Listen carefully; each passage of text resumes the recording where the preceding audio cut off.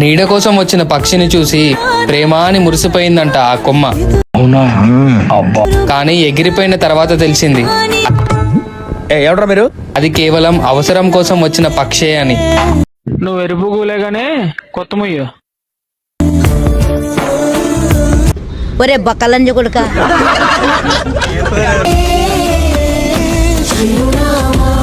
అమ్మో పువ్వుకు బద్దలాసిపోద్ది లంచ్ కన్నా. దిగో దిగో.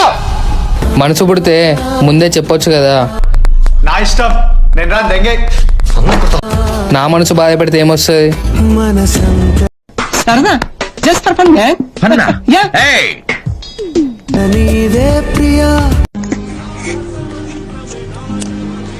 పోరా పూక.